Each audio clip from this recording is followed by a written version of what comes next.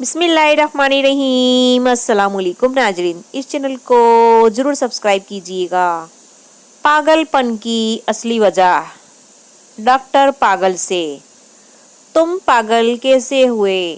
पागल, मैंने एक बेवा से शादी की। उसकी जवान बेटी से मेरे बाप ने शादी की। मेरा बेटा मेरा दामाद बन गया।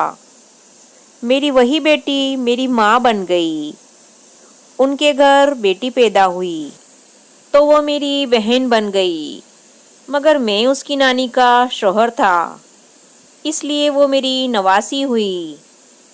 और इस तरह मेरा बेटा अपनी दादी का भाई बन गया और मैं अपने बेटे का भांजा।